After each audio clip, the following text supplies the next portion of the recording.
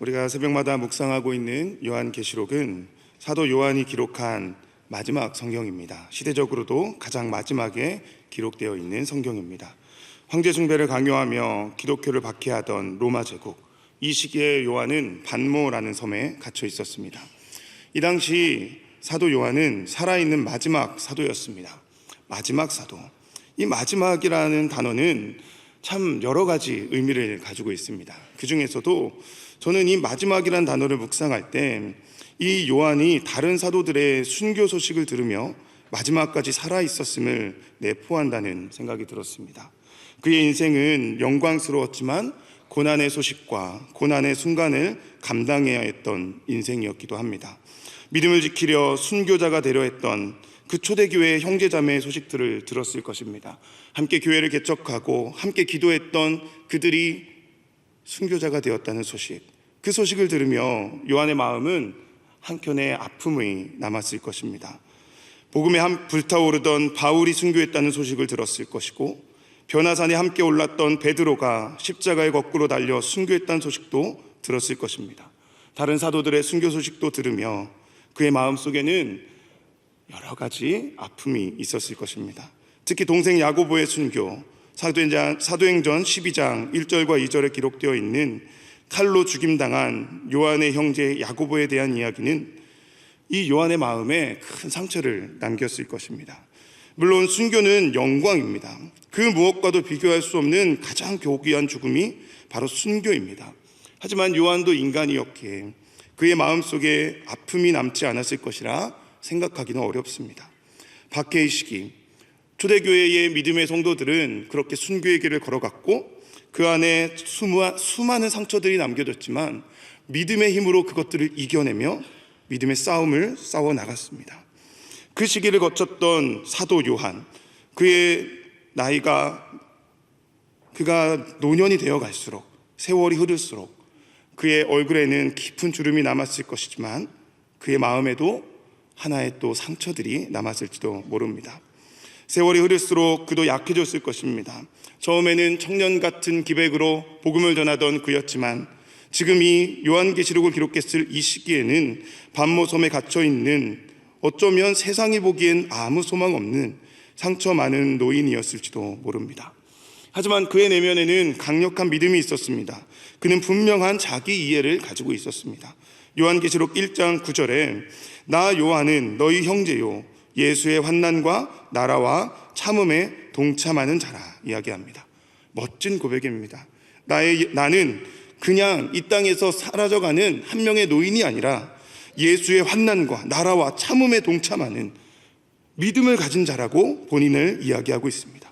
믿음의 싸움은 고되었지만 사명이 남아있기에 그는 반모섬에서 메인 몸으로라도 그 삶을 이기며 살아가고 있었던 것입니다.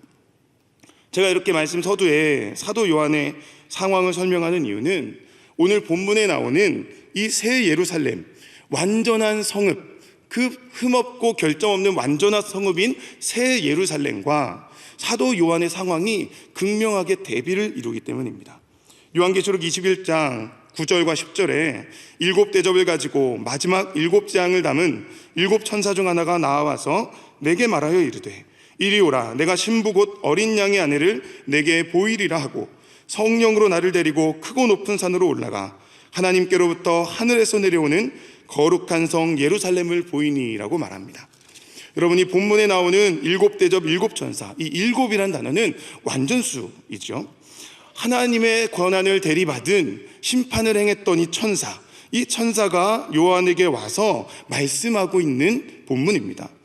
특별히 저는 이 본문 중에서 내게 보이리라 라는 단어에 집중하게 되었습니다. 거룩한 신부, 어린 양의 아내, 새 예루살렘을 요한에게 보여주시는 하나님의 뜻이 이 본문 가운데 들어있기 때문에 그렇습니다. 노년의 요한은 반모섬에 갇혀있지만 성령은 그에게 새 예루살렘을 보여주고 있다는 것이죠. 여러분, 왜 하나님은 이 노년의 요한에게 이 새 예루살렘을 보여주었을까요? 성령님은 사도 요한을 크고 높은 산에 데리고 갔습니다. 여기서 크고 높다는 것은 하나님의 놀라운 위엄과 권능을 의미합니다. 그리고 하나님께로부터 하늘에서 내려오는 거룩한 성 예루살렘을 보여주었습니다. 예수께서 성령에 이끌러 광야로 들어가셨듯이 요한은 하나님의 땅에 들어갔고 그곳에서 하나님의 성 예루살렘을 본 것이죠. 여기서 크고 높은 산에 올라갔다는 것, 이것은 조금 앞에 나오는 요한계시록 17장 3절에 본문과 대조되는 것입니다. 광야에서 큰 음녀를 보았던 요한은 20장에서는 크고 높은, 광야와 비교할 수 없는 아주 높은 산에 올라가 새 예루살렘, 음녀가 아니라 희망이 되는 새 예루살렘을 보고 있는 것입니다. 여러분, 요한의 입장에서 생각해 보면 이 환상이 얼마나 광휘로웠을까요? 11절에 하나님의 영광이 있어 그 성의 빛이 지극히 귀한 보석 같고 벽옥과 수정같이 맑더라고 표현된 새 예루살렘. 이 예루살렘이 요한의 눈에 어떻게 보였을까요? 여러분, 요한의 느낌을 한번 생각해 보면서 오늘 본문 12절부터 14절까지 말씀을 한번 같이 읽었으면 좋겠습니다. 같이 읽겠습니다. 시작. 크고 높은 성곽이 있고 12문이 있는데 문에 12천사가 있고 12지파의 이름들이라.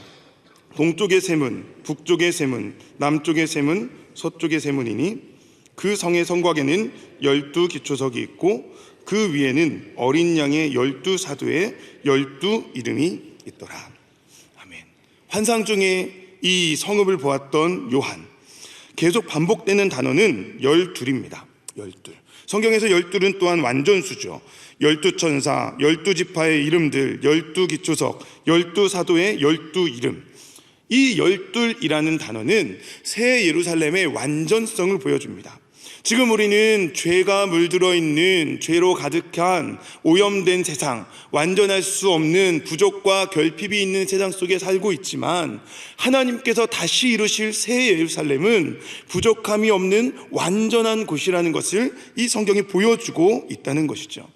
사도 요한이 처해 있는 이 반모섬 초대교회의 상황은 순교의 소식이 계속해서 들려오고 육신의 필요가 채워지지 않았던 극심한 고통 속에 있는 곳이었지만 하나님께서 이 새 예루살렘을 보여주며 내가 너희에게 다시 내가 너희를 반드시 이끌어갈 그 나의 나라, 하나님의 나라는 부족함이 없는 완전한 곳이라고 지금 이 말씀을 통해 보여주고 있는 것입니다. 하나님이 그들과 함께 있어서 하나님이 우리의 하나님이 되시고 우리는 하나님의 백성이 되는 곳. 요한계시록 21장 4절에 있는 말씀처럼 모든 눈물을 그 눈에서 닦아주시고 다시는 사망이 없고 애통하는 것이나 곡하는 것이나 아픈 것이 다시 있지 아니하리니 처음 것들이 다 지나갔음이로라 이야기하는 바로 그 영광의 나라, 그 영광의 나라가 있다는 것을 사도 요한에게 보여주고 있는 본문이라는 것이죠. 완전한 하나님의 나라. 오늘 보면 15절부터 17절에 등장하는 천사의 칭량도 동일한 의미를 가지고 있습니다. 내게 말하는 자, 바로 그 천사죠. 이 천사가 그 성과 그 문들과 성곽을 측량하려고 금 갈대자를 가졌더라. 그 성은 네모가 반듯하여 길이와 너비가 같은지라. 그 갈대자로 그 성을 측량하니 12,000 스다디온이요 길이와 너비와 높이가 같더라. 그 성곽을 측량함에 144 규빗이니 사람의 측량 곧 천사의 측량이라. 좌우가 같은 정사각형 그리고 높이까지 같은 큐빅의 형태의 이 새 예루살렘. 이 새 예루살렘은 오른쪽에서 봐도 왼쪽에서 봐도 동일한 크기의 완전한 큐브입니다. 그리고 144 규빗의 이 144라는 숫자도 14만 4천 명을 이야기했던 것처럼 완전수, 부족함이 하나도 없는, 어그러지거나 틀어지는 것이 전혀 없는 완벽하게 만들어진 성읍이었다는 것을 의미합니다. 그것도 천사의 측량이라고 17절에서 강조하는 것은 이 측량이 실수가 있거나 오차가 있지 않고 완전하게 측량되었다는 것을 강조하는 것입니다. 하나님의 계신 성읍, 그곳은 부족함이 없는 완전한 곳이고 하나님은 그 완전한 성 새 예루살렘을 지금 사도 요한에게 보여주고 있다는 것이죠. 사도 요한에게 이 새 예루살렘은 그래서 소망 그 자체입니다. 완전한 나라를 소망하며 살아갈 수 있는 힘을 지금 하나님께서 사도 요한에게 주고 계시는 거죠. 요한의 삶에는 고난이 연속되었지만 하나님은 그 고난을 바라보는 것이 아니라 저 하나님 새 예루살렘을 바라보며 이 땅에서의 삶을 이겨내라고 말씀하고 있다는 것이죠. 새 예루살렘이 어느 정도 크기인지 치수를 굳이 계산할 필요는 없습니다. 요한에게 보이셨던 새 예루살렘, 보석으로 만들어진 그 성읍은 요한의 입장에서는 끝이 보이지 않는 너무나 커다란 성읍이었을 뿐이기 때문입니다. 이 현실의 땅과는 비교할 수 없는 그 약속의 성읍, 하나님의 완전한 나라, 이 하나님의 성읍을 사도 요한에게 보이시며 하나님이 주시는 말씀은 이 땅에서의 너희의 삶은 고난이지만 그 고난의 삶을 이겨내면 내가 이 땅, 내 새 예루살렘에 너희를 드릴 것이라고 말씀하시는 그 하나님의 약속을 주고 있다는 것입니다. 하나님은 사도 요한에게 세상을 이길 힘을 주고 계십니다.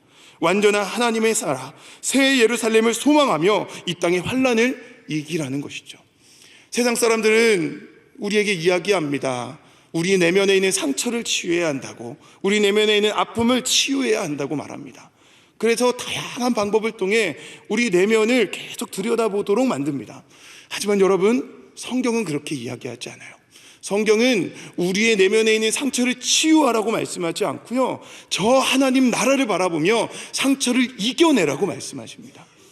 하나님은 아무 상처 없는 흠 없는 자를 원하시는 것이 아니라 수많은 상처를 감싸고 있지만, 수많은 상처로 마음이 얼룩져 있지만 그것을 이기기 위해 하나님을 붙들고 주님 앞에 나오는 하나님의 백성들을 원하시는 분이기 때문입니다.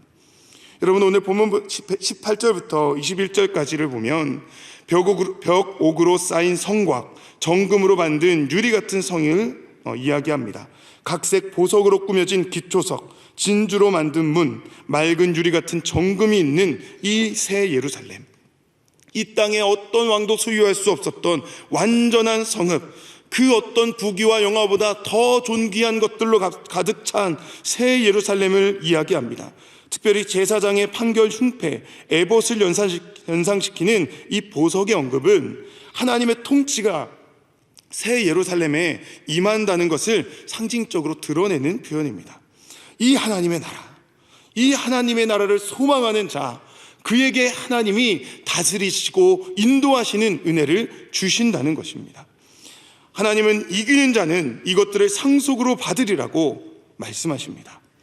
요한에게 새 예루살렘을 보여주시며 이 땅에서 이기는 삶을 살아가라고, 현실에 얽매여 내 삶에 초점을 맞추고 내 현실에 초점을 맞추고 이 땅에 매여 사는 삶이 아니라 하나님 나라를 바라보며 저 새 예루살렘, 그 영광의 나라를 바라보며 이 땅에서 하루하루를 살아가라고 말씀하고 있다는 것입니다.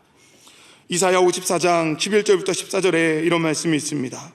너 곤고하며 광풍에 요동하며 안위를 받지 못한 자여, 보라, 내가 화려한 채색으로 내 돌 사이에 더하며 청옥으로 내 기초를 쌓으며 홍보석으로 내 성벽을 지으며 성류석으로 내 성문을 만들고 내 지경을 다 보석으로 꾸밀 것이며 내 모든 자녀는 여호와의 교훈을 받을 것이니 내 자녀에게는 큰 평안이 있을 것이며 너는 공의로 설 것이며 학대가 내게서 멀어질 것인즉 내가 두려워하지 아니할 것이며 공포도 내게 가까이 하지 못할 것이라.